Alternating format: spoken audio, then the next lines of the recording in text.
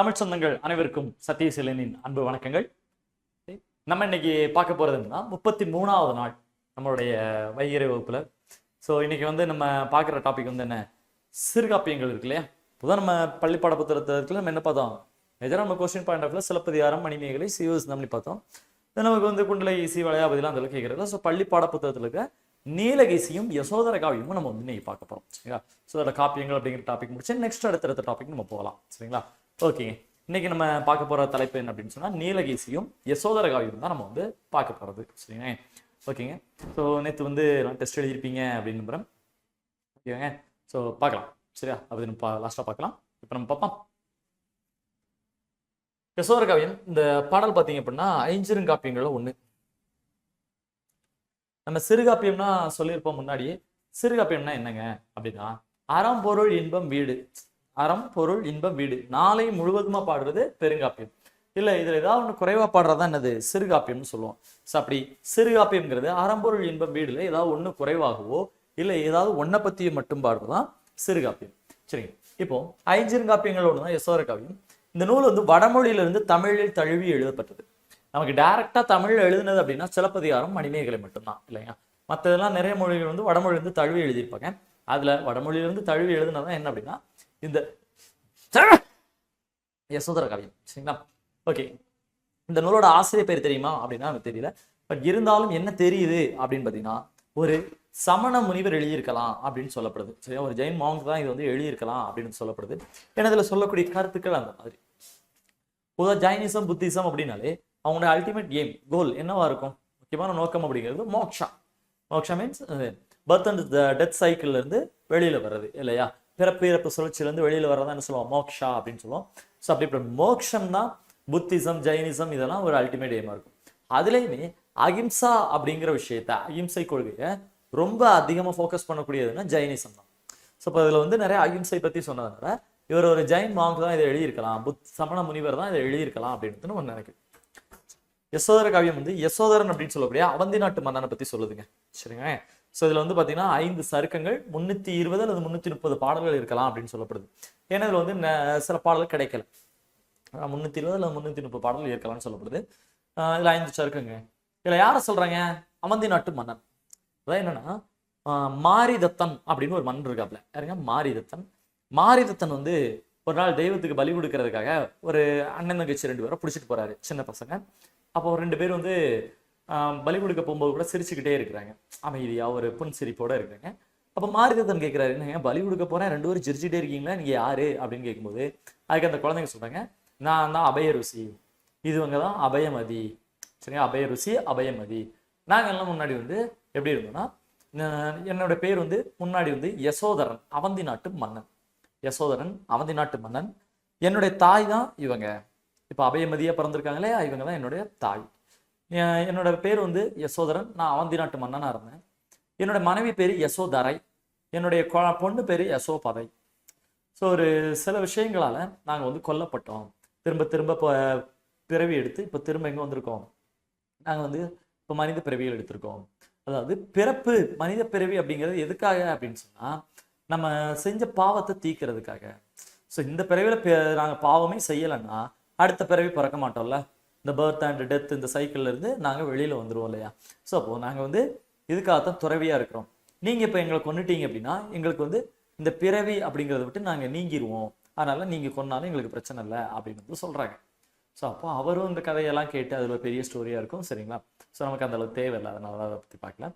So அந்த கதையெல்லாம் கேட்டுட்டு மாரிதத்தன் என்ன சொன்னா, அவரும் திருந்தி நான் இனிமேல் வந்து உயிர்களை பலி கொடுக்க மாட்டேன் அப்படின்னு அவரும் திருந்திட்டு இந்த பசங்களை வெளியே ரிலீஸ் பண்ணிட்டாரு. சரி, அதெல்லாம் ஓகேங்க. இப்போ நமக்கு தேவை என்னன்னா, இந்த யசோதர காவியத்தில் இருக்கக்கூடிய ஒரு 4 வரிகள், ரொம்ப அருமையான பாடல் வரிகள்ங்க. அதனால தான் பார்க்கணும். ஆக்குவது ஏதெனில் அறத்தை ஆக்குக, ஆக்குவது ஏதெனில் அறத்தை ஆக்குக, போக்குவது ஏதெனில் வெகுளி போக்குக, போக்குவது ஏதெனில் வெகுளி போக்குக, நோக்குவது ஏதெனில் ஞானம் நோக்குக, காக்குவது ஏதெனில் விரதம் காக்கவே. நல்ல பாட்டுல பாப்பா. ஆக்குவது ஏதெனில் அறத்தை ஆக்குக, ஆக்குவது ஏதெனில் அறத்தை ஆக்குக. அதாவது அறம்னா என்ன, நல்ல செயல். நீங்க ஏதாவது செய்ய நினைச்சா என்ன பண்ணுங்க, நல்ல செயலா செய்யுங்களேன். அதான் ஆக்குவது ஏதெனில் அறத்தை ஆக்குக. போக்குவது ஏதெனில் வெகுளி போக்குக.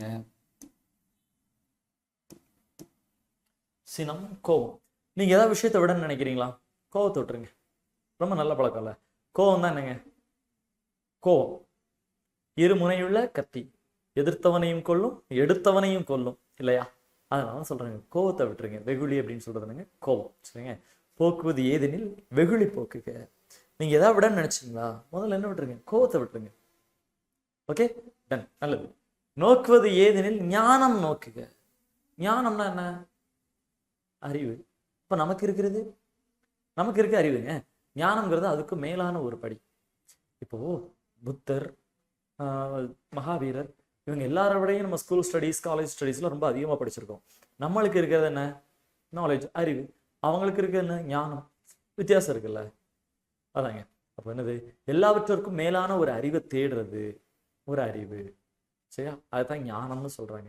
நீங்க ஏதாவது நோக்கு, அதாவது உங்களுக்கு ஒரு கோல் வச்சுக்கிறீங்க, ஒரு எய்ம் வச்சுக்கிறீங்க, இதை நான் அடையணும்னு பாக்குறீங்களா, நோக்குறீங்களா? நீங்க என்ன நோக்குக? ஞானம் நோக்குக. ஒரு பெரிய அளவுல ஞானத்தை அடையணும்னு ஆசைப்படுங்க. ஓகே. காக்குவது ஏதெனில் விரதம் காக்குவே. காக்குவது ஏதாவது ஃபாலோ பண்ணணும்னு ஆசைப்படுறீங்களா? விரதத்தை ஃபாலோ பண்ணுங்க. விரதம்னா என்னங்க? சாப்பிட மாட்டேன், 3 வேளை சாப்பிட மாட்டேன், தண்ணி குடிக்க மாட்டேன் அப்படின்னு சொல்றதா? அப்படி இல்லை. என்ன சொல்றாங்க? நோக்கு காக்குவது ஏதெனில் விரதம் காக்கவே அப்படின்னு சொல்றது, பொய் சொல்ல மாட்டேன், கோபப்பட மாட்டேன், யார் மனத்தையும் புண்படுத்த மாட்டேன், யாரோட வாழ்க்கையும் கெடுக்க மாட்டேன் அப்படின்னு சொல்லுவோம் இல்லையா? இதுதாங்க காக்குவது ஏதெனில் விரதம் காக்கவே. சரியா? ஓகே. அதில் பாருங்க, சூப்பரா சொல்லியிருப்பாங்க. ஆக்குவது ஏதெனில் அறத்தை ஆக்குக. என்னங்க? ஆக்குவது ஏதெனில் அறத்தை ஆக்குக. நீங்க ஏதாவது ஒரு விஷயம் செய்யணும்னு நினைச்சா என்ன செய்யணும்? நல்ல செயல்களை செய்யணும். போக்குவது ஏதெனில் வெகுளி போக்குக. வேண்டாம், கோபமே வேண்டாமே. கோபம் நம்ம அழிச்சு நம்மளை சுத்தி இருக்க எல்லாத்தையுமே அழிச்சிடும் இல்லையாங்க? சொந்தக்காரங்க நம்மளை விட்டு போய், ஃப்ரெண்ட்ஸ் நம்மளை விட்டு போய், ரிலேட்டிவ்ஸ் எல்லாரும் நம்மளை விட்டு போய் இல்லையா? ஒரு கோபம் அந்த நேரத்தில் நம்ம பேசக்கூடிய சில வார்த்தைகள், கோபம் வந்தா நம்ம கண்ட்ரோலாகவே இருக்க மாட்டோம் இல்லையாங்க? நம்மளாலே கண்ட்ரோல் பண்ண முடியலாம் எப்படிங்க? இல்லையா? கோபத்தை நம்ம கண்ட்ரோல் பண்ணோம்ல, நம்மளாலே கண்ட்ரோல் பண்ண முடியலாம் எப்படி? ஓகே. இப்போ கோபம் அப்படிங்கிறது வேண்டாம், விட்டுருவோம். சரியா?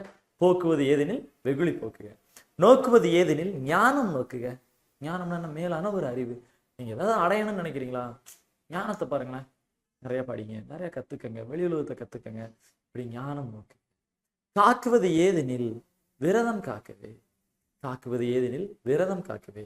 ஏதாவது நீங்க ஃபாலோ பண்ண நினைச்சீங்கன்னா சொன்னல, பொய் பேச மாட்டேன், கொலை பண்ண மாட்டேன், கோபப்பட மாட்டேன், பிற பொருளுக்கு ஆசைப்பட மாட்டேன், யார் மனசையும் துன்புறுத்த மாட்டேன், யார் மனசும் துன்பப்படுற மாதிரி நான் நடக்க மாட்டேன் அப்படின்னு சொல்லுங்க. இந்த மாதிரி இருக்கதான் காக்குவது ஏதெனில் ஞானம் காக்கவே. சரி, விரதம் காக்கவே. சரியா? ஓகே. இதெல்லாம் பார்த்துட்டீங்களா? அப்போ இதுதான் இதுல இருக்க அழகான ஒரு 4 வரிகள். சரி, அடுத்து நம்ம பார்ப்போம். நீலகேசி பத்தி பார்ப்போங்க. நீலகேசி எதுவும் சொல்றோம், 5 கப்பல் ஒன்று. இதுவும் யார் எழுதுனா அப்படின்னு தெரியாது. பட் இது வந்து குண்டலகேசிக்கு அகேன்ஸ்டா எழுதியிருப்பாங்க. சரிங்க. இது பார்த்தீங்க அப்படின்னா ஒரு 10 சருக்கம் இருக்கும். சரிங்களா? இதுல வந்து என்ன, குண்டலகேசின்னு ஒன்று உண்டு இல்லையா? குண்டலகேசி அப்படிங்கிறது என்னவா இருக்கும்னா பௌத்த மத காப்பியம். ஸோ அதுக்கு அகேன்ஸ்டா இது எழுதுனதான் என்னது, புத்த மத காப்பியமாக இது வந்து நமக்கு எழுதியிருப்பாங்க. சரியா? ஸோ பௌத்த மத காப்பியமா இருக்கக்கூடிய குண்டலகேசிக்கு அகேன்ஸ்டா எழுதப்பட்டதான் என்னதுங்க, இந்த நீலகேசி. ஓகேங்க. அதாவது இப்போ இதுல நிறைய இது இருக்குங்க. நீலகேசி, அஞ்சனகேசி, சரிங்களா? இந்த மாதிரி கேசின்னு முடியக்கூடிய நூல்கள் நிறைய இருக்கு. சரியா? ஸோ இதுல பாத்தீங்க அப்படின்னா நம்ம பார்க்குற என்னது, நீலகேசி. ஓகேவா? சரி, நீலகேசினா மீனிங் என்னங்க அப்படின்னா, நீலம்னா கருமை, கருமையான கூந்தலை உடையவள் அப்படின்னு பேரு. சரிங்க. நீலம்ங்கிறது என்னங்க, தமிழ்ல கருமை, கருமையான கூந்தலை உடையவள்னு பேரு. அதாவது இதுக்கு ஒரு கதை சொல்லுங்க. சமுத்திர நாடுன்னு ஒரு நாடு இருந்துச்சுங்க. என்னங்க சமுத்திர நாடு? சமுத்திர நாட்டுடைய அரசன் பேரு சமுத்திரராஜன், அவங்களுடைய பொண்ணு பேரு சமுத்திரகுமாரி. சரிங்களா? ஸோ இந்த சமுத்திர நாட்டுல பௌலாலயம் அப்படின்னு சொல்லக்கூடிய ஒரு சுடுகாடு இருந்துச்சு. அந்த சுடுகாட்டுக்குள்ள ஒரு காளி கோயில் இருந்துச்சு. இந்த காளி கோயிலுக்கு மக்கள் வந்து எப்பவுமே ஏதாவது ஒரு விலங்கு பலி கொடுக்குறாங்க. சரிங்களா? இப்போ காளி கோயிலுக்கு வந்து ஏதாவது விலங்கு பலி கொடுக்குறாங்க. அப்படி இருக்கும்போது அந்த சமுத்திர நாட்டுடைய பௌலாலயத்துல இருந்த காளி கோவில்ல யார் வந்து தங்குறா அப்படின்னா, முனிச்சந்திரன் அப்படின்னு சொல்லக்கூடிய ஒரு சமண முனிவர் வந்து தங்கியிருக்காரு. முனிச்சந்திரன் சொல்லக்கூடிய சமண முனிவர் தங்கியிருக்காரு. அப்படி தங்கி இருக்கும்போது என்ன அப்படின்னா, இந்த ஊர்ல இருக்க மக்களை வந்து இவர் பலி கொடுக்க விட மாட்டேங்கிறாரு. ஏன்னா சமணம்னால என்ன, அகிம்சைங்கிறது தானே ரொம்ப முக்கியத்துவமாக ஃபோக்கஸ் பண்ணுவாங்க. இப்போ பாருங்க, விவசாயத்தை கூட என்ன சொல்றாங்க, என்ன சொல்றது, பாவம் அப்படின்னு சொல்லக்கூடியதான் சமணம். ஏன்னா நிலத்தை விழும்போது புழு பூச்சினா இறந்து போகுது அப்படின்னு சொல்லக்கூடியதான் சமணம். இன்னும் சொல்ல போனா தரைக்கு கீழே விளையக்கூடிய காய்கறிகளோட யாரும் சாப்பிட மாட்டாங்க, சமணத்துறவிகள் சாப்பிட மாட்டாங்க. அகிம்சைக்கு முக்கியத்துவம் கொடுக்குறாங்க. அப்படிப்பட்ட இந்த முனிச்சந்திரன் என்ன பண்றாரு, கோவில்ல விலங்குகளை பலி கொடுக்கக்கூடாதுன்னு சொல்றாரு. அப்போ அந்த ஊர்ல இருக்கிறவங்க பார்த்தாங்க, கோயில்களுக்கு இதெல்லாம் பலி கொடுக்கலன்னா காளி தெய்வம் கோவப்படுமே, நம்மளை காளி தெய்வம் அழிச்சிருமே அப்படின்னு சொல்லிட்டு எல்லாரும் என்ன பண்றாங்களாம், இப்போ இவரை ஊரை விட்டு துரத்த பாக்குறாங்க, துரத்த முடியல. அப்ப நீலி அப்படிங்கிற ஒரு மந்திரவாதியை அனுப்பி வைக்கிறாங்க. ஸோ அவங்க தான் இவருடைய பேச்சை கேட்டு பெண் துறவியா மாறிட்டாங்க. இவர் அழிக்க வந்தவங்க நீலி இப்போ இவங்களோட பேச்சை கேட்டு என்ன மாட்டாங்க, ஒரு பெண் சமணத்துறவியா மாறிட்டாங்க. பெண் சமணத்துறவியா மாறி வாத போர்னா என்ன, இந்த பட்டிமன்றத்துல போய் சொல்ல ஆர்கியூ பண்ணுவோம்ல, அந்த மாதிரி வாத போர்ல புத்த துறவிகளை ஜெயிக்கிறது. யாரங்க, புத்த துறவிகளை. ஏன்னா புத்திசத்துக்கு அகென்ஸ்டா எழுதப்பட்டதான் என்னது, இந்த நீலகேசி. குண்டலகேசிக்காகவும் புத்திசத்துக்கு எதிராக, புத்த மதத்திற்கு எதிராக எழுதப்பட்டதான் நீலகேசி. இதுல சமண சமய கருத்தை ஏத்தி சொல்லி அந்த பக்கத்துல புத்தரை வந்து டவுன் பண்ற மாதிரி இருக்கும். சரிங்க, நிறைய விஷயங்கள் வந்து கொஞ்சம் இதா இருக்கும். ஸோ ஒரு பிற்போக்கு தமிழுடைய நூல் அப்படின்னு வந்து இதை சொல்லுவாங்க. சரிங்களா. ஸோ அந்த நீலகேசியில நமக்கு கொடுக்கப்பட்ட பாடலை தான் நம்ம பார்ப்போம். சரிங்க, நீலகேசி இருக்காங்க. ஸோ நீலகேசியில நமக்கு கொடுக்கப்பட்ட பாடலை பார்க்கலாம். சரிங்களா. தீர்வனவும் தீரா திறதனவும் செய்மருந்தின் ஊர்வனவும் போலாதும் உவசமத்தின் விபவனமும் யார் வினவும் காலம் அவை மூன்று கூற்றவா நேர்வெனவே ஆகும் நிகழ்களும் பூனாய். சரியா, சரி என்னன்னு பார்ப்பாங்க. நிகழ் இகழும் பூனாய், அதாவது நிழலை எது அழிக்கும், ஷேடோ எதுங்க அழிக்கும், எது அழிக்கும், வெளிச்சம். அப்போ நிழலை அழிக்கக்கூடிய அளவுக்கு வெளிச்சம் தரக்கூடிய மணிக்கற்களை உடைய ஆபரணங்களை அணிந்த பெண்ணே. சரிங்க, நிழலிகளும் பூனாய்னா என்ன சொல்றாங்க, ஒரு பெண்ணை பார்த்து சொல்றாரு, பெண்ணை, அதாவது நிழலை எது அழிக்கும் அப்படின்னு சொன்னா லைட் இல்லையா, வெளிச்சம், ஒளி. இப்போ அந்த அளவுக்கு நிழலை அழிக்கிற அளவுக்கு ஒளிமயமான கற்களால் ஆன ஆபரணங்களை போட்டிருக்கக்கூடிய பெண்ணே, நான் சொல்றத கேளு. என்ன கேட்கணும், யார் வினவும் காலும்னா யார் கேட்டாலும் என்ன கேட்கிறாங்க, நோயின் வகைகள் எத்தனைன்னு கேட்டா அவை மூன்று கூற்றவா நேர்வனவே, நோயின் வகைகள் 3ன்னு சொல்லு அப்படிங்கிறாங்க. சரிங்க, என்ன சொல்றாங்க, நிழலை அழிக்கக்கூடிய அளவிற்கு ஒளி பொருந்திய மணிக்கற்களை ஆபரணங்களாக அணிந்திருக்கக்கூடிய பெண்ணே நீ கேளு. யாராவது உன்கிட்ட வந்து நோயின் வகைகள் எத்தனை அப்படின்னு கேட்டா, யார் வினவும் காலும், யாராவது உன்கிட்ட கேட்டா அவை 3 கூற்றவா, அதாவது என்னது, உயிரை கொல்லக்கூடிய, கூற்றுனா யமனாக வந்து உயிரை கொல்லக்கூடிய நோய்கள் எத்தனைனா 3 டைப். அந்த 3 என்னங்க அப்படின்னா, தீர்வனவும் தீரா திறந்தனவும் செய்மருந்தின் ஊர்வனவும் போலாது மோசத்தின் உயிப்பனவும். சரிங்க, தீர்வனவும் தீரா திறத்தனவும். தீர்வனவும்னா மருந்து சாப்பிட்டா சரியாகிற நோய். தீரா திறத்தனவும் அப்படின்னு சொன்னா சாப்பிட்டாலும் சரியாகாத நோய். சரிங்க, நோயோட வகை என்ன, 3. அந்த 3 என்னங்க அப்படின்னா, தீர்வனம்னா என்ன, மருந்து சாப்பிட்டா சரியாயிடும், தீர்ந்துடும். தீரா திறத்தனவும்னா மருந்து சாப்பிட்டாலும் சரியாகாது. சரியா, செய்மருந்தின் ஊர்வனவும் போலாதும் உவசமத்தின் உயிப்பனவும். செய்மருந்தின், அதாவது நம்ம மருந்து சாப்பிடும் போது மட்டும் கண்ட்ரோல்ல இருக்கக்கூடியது. மருந்து சாப்பிட்டா தீரக்கூடிய நோய், தீராத நோய், அல்லது என்னது, நீங்க மருந்து சாப்பிடும்போது மட்டும் கண்ட்ரோல்ல இருக்கக்கூடிய நோய். இப்படி 3 வகையான நோய்கள் தான் இருக்கு அப்படின்னு சொல்லு அப்படிங்கிறாரு. சரிங்க, சரி இப்ப நம்ம பார்ப்போம், மறுபடியும் பார்ப்போம். என்ன சொல்லியிருக்காங்க, நிழல் இகழும் பூனாய், நிழலை அடிக்கக்கூடிய அளவிற்கு ஒளி பொருந்திய நகைகளை அணிந்திருக்கக்கூடிய பெண்ணே, நான் சொல்றதை கேளு. யார் வினவும் காலும், யார் கேட்டாலும் சொல்லு, அதாவது நோய் எத்தனை வகைன்னு கேட்டா சொல்லு. அவை 3 கூற்றவா, யமனை கொண்டு வந்து உயிரை எடுக்கக்கூடிய நோய்கள், கூற்றுனா யமனை கொண்டு வந்து உயிரை எடுக்கக்கூடிய நோய்கள் 3. எதெல்லாம், தீர்வனவும்னா மருந்து சாப்பிட்டா தீரக்கூடியது. தீரா திறத்தனவும், மருந்து சாப்பிட்டாலும் தீராதது. செய்மருந்தின் ஊர்வனவும் போலாகும் உவசமத்தின் உயிப்பனவும், அதாவது மருந்து சாப்பிடும்போது மட்டும் கண்ட்ரோல்ல இருக்கக்கூடியது. இப்போ 3 வகைகள் சொல்லுது. சரி, இந்த 3 வகையான நோய்கள் எங்கே ஏற்படுது, இந்த 3 வகையான நோய்களுக்கு மருந்து என்ன அப்படின்னு சொல்லியிருக்கோம். சரியா, பாருங்க. பேர்தற்கு அரும்பிணி தாம் இவை, அப்பிணி தீர்தற்கு உரிய திரியோக மருந்து இவை. ஓர்தல் தெளிவோடு ஒழுக்கம் இவை உண்டார் பேர்த்த பிணியுள் பிறவார் பெரிதும் இன்பமுற்றே. பேர்தற்கு அரும்பிணி தாம் இவை அப்பிணி, தீர்தற்கு உரிய திரியோக மருந்து இவை, ஓர்தல் தெளிவோடு ஒழுக்கம் இவை உண்டார், பேர்த்த பிணியுள் பிறவார் பெரிது இன்பமுற்றே.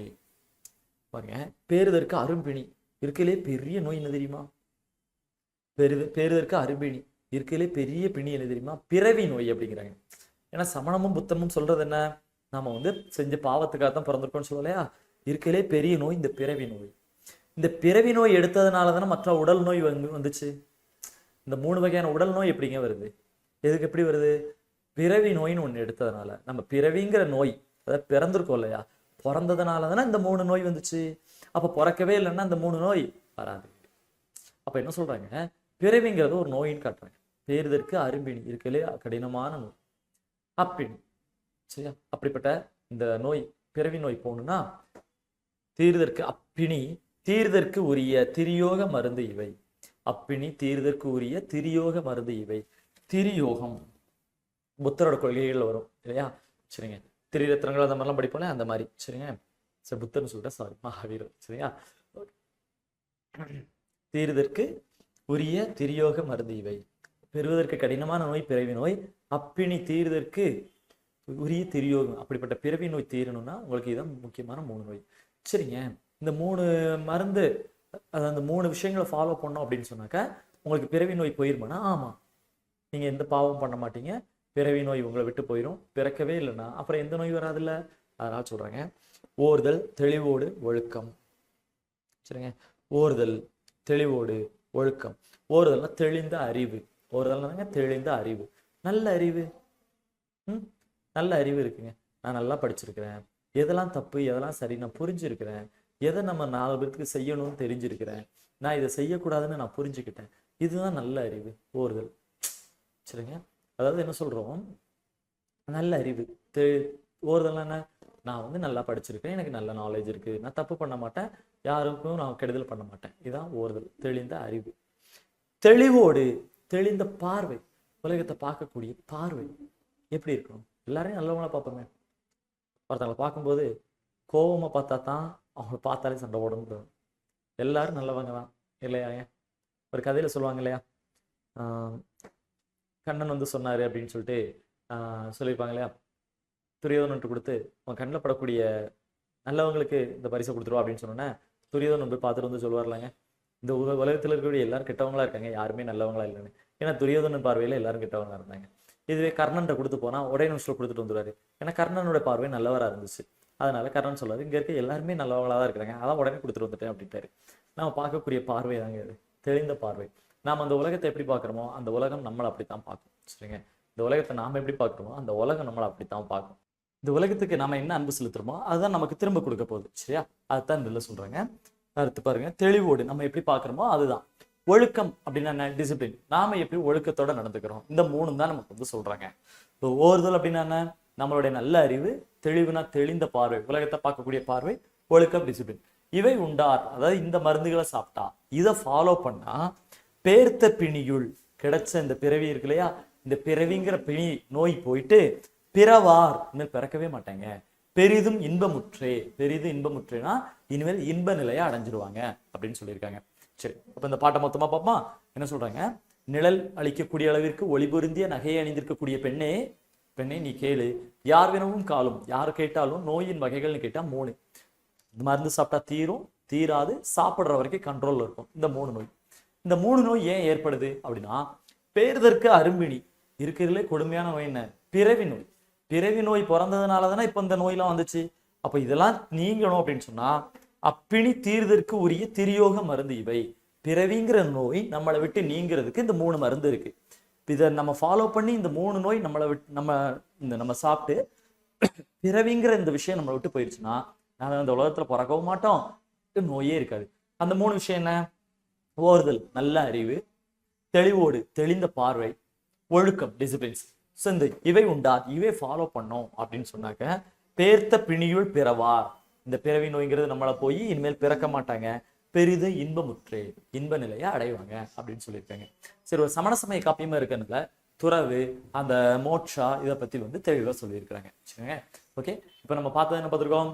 நம்ம ஐஞ்சிருங்காப்பியங்கள் பள்ளிப்பாட புத்தகத்துல வந்து நம்ம பார்த்துருக்கோம். சரிங்களா? சரி, ஓகேங்க. ஸோ நம்ம வந்து அடுத்த கிளாஸ்ல அடுத்த டாபிக்கோட மறுபடியும் பார்க்கலாம். ஓகே, நன்றி, வணக்கம்.